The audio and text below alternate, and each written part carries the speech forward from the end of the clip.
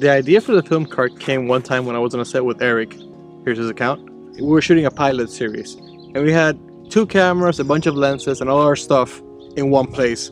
But we didn't really have a spot to like build the camera, work on it, put our stuff. If we needed to get something, we just had to go everywhere. There wasn't a spot where we could get everything together, organized, and it was also hard to move everything around because it was all just laying on the floor. We need one centralized movable spot. So there comes the idea of a camera cart, and we started looking for camera carts, but suddenly realized that camera carts are incredibly expensive and was way out of our budget. You know, this is a low budget gig and we're starting to get more jobs, but not enough to justify the price of this cart. So I did some YouTube searching and found some people that had already figured out how to build a DIY camera cart for very cheap. So I looked through their videos. Here are their videos. This is where I took direct inspiration from. And I told my friend Eric, let us build this camera cart together. I got everything that we need. It's gonna cost us less than 500 bucks. So we split the cost in half and we decided to embark on the journey of creating our own camera cart. The bones and the structure of this cart is a folding scaffolding from Home Depot. These are used for painters or for like ladders to reach out high places. And this is the steel structure here that you see. This folds down to the size of the trunk of an SUV or a sedan. So I think it will fit in any car. I fit it in my Volkswagen and I fit it on an SUV before. So the parts that we're going to build for this cart has to be around the size or maybe possibly even smaller than the size of the scaffolding.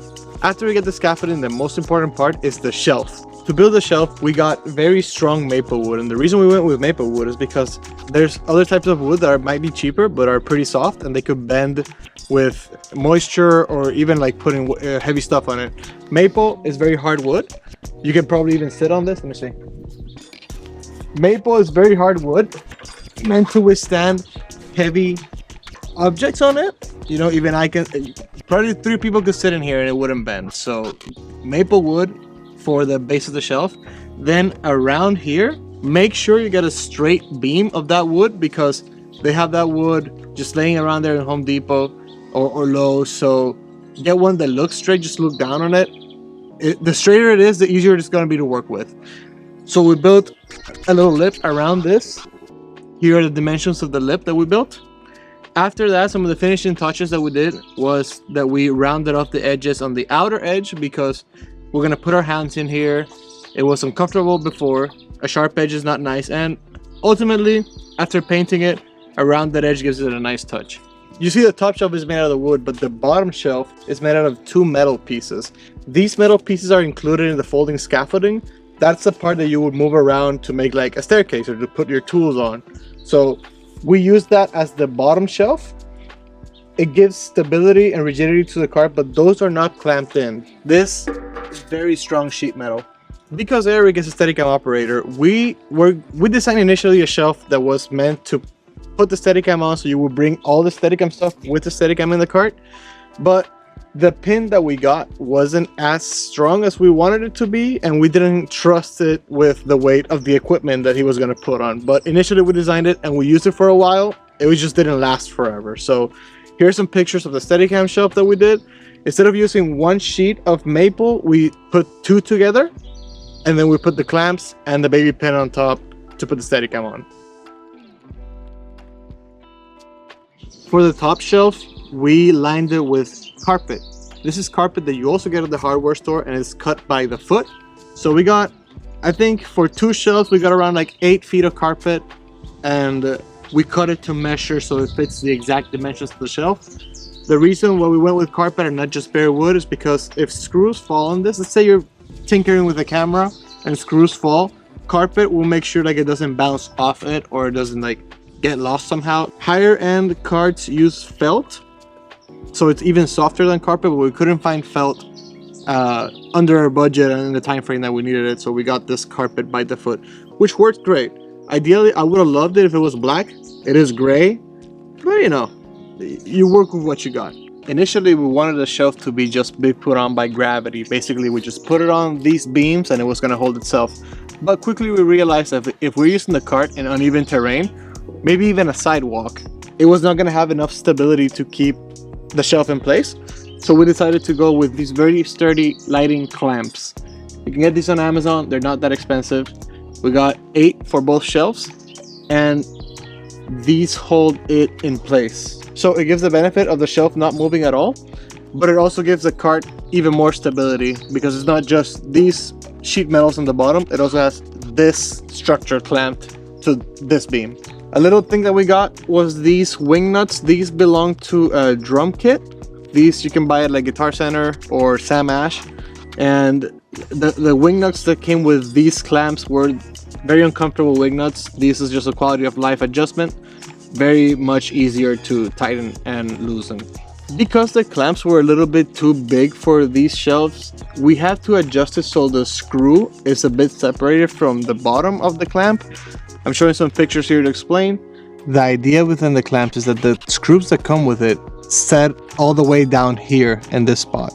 But you see this gap in between these two spots? That's where a flange nut comes in hand. This flange nut is like a nut with a washer built in.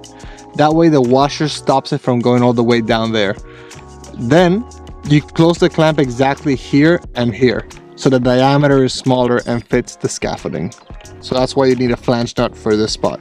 If you can't find a flange nut, then the M8 bolt with a strong washer there works just fine. These are the old wing nuts that we had. These are not good on your fingers. They're very spiky and rough. And these are like nice for drum kits, you know, very much worth the investment. Next, we have the wheels. These are not the wheels that come with the scaffolding. With the scaffolding comes these plastic casters that are not very good for anything outside of like a studio or like very smooth floor. So we got these wheels from the Rock and Roller website. These spin 360 degrees. They're very sturdy. The other mod that we did was that we soldered these in place so these are always straight, and these behind can move freely. These wheels aren't exactly made for the cart, so we had to, with some love, hammer them in. And you know, your mileage might vary with these wheels. Maybe you get a different scaffolding. We made a lot of mistakes when we were building this because we were learning as we go, and that's the best way to learn, by experiencing. Initially, instead of using black paint, we're gonna use Flex Seal on the outer part of this cart because we wanted to make it like a rubberized edge. It turns out that Flex Seal sheds a lot, and I still find Flex Seal in the trunk of my car. Flex Seal, it's very uncomfortable to work with. It doesn't dry evenly. It's very sticky and it peels off very easily. Just even with your fingernail, you can peel off the Flex Seal. So that was a bad idea. What we did was that we sanded everything off and we used a nice little rotary sander to really sand this wood off down to its finest grit. We made the rounded edge and then we painted with straight up black Rust-Oleum paint. This paint is cheap, easy, dries up, and gives the cart that finishing look that you see today.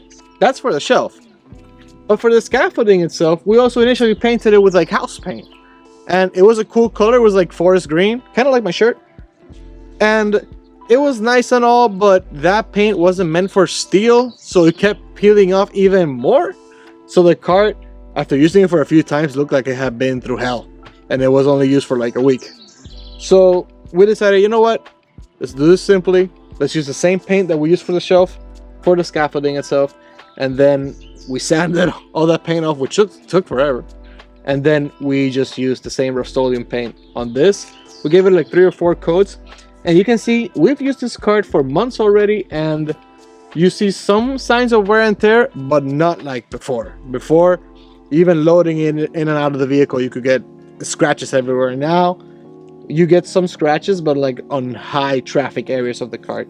And fixing these with spray paint is way easier than with a brush. So, you know, these are the things that you learn as you go. Next, and this is a tip for the clamps, find the exact measurement of your clamps. In this case, our clamps were M8, and I think the thread was 1.25. These are the measurements that you need to know for buying the bolts when you go to the hardware store. Like, for example, these end bolts, these friction nuts that we have here, all of them are M8, 1.25 thread. Your mileage may vary again with the clamps that you get. These are the ones that I recommend. Have in mind that you can just get any nut, any measurement, and it's gonna work. You can also set the shelf up high here in case you're taller than me, you need a taller place to build your stuff. And you can also set it on this low mode so you can use it as kind of like a working mobile desk. I've used this mode for when I produce podcasts and for when I am VIT or data manager. Sit down, put your computers in here, hard drives. It's perfect to work while on the move. Conclusion. I am very proud of this cart and I hope it serves you well. These instructions, this tutorial. We've had a lot of compliments from our cart. It has a lot of wear and tear in use, which I love, but to me there's nothing more enjoyable than making something with your own hands and using it practically for professional work. Like and subscribe. I'm gonna make more videos about pre-production, production, post-production, and random stuff like DIY camera cart. So stay tuned and see you in the next one.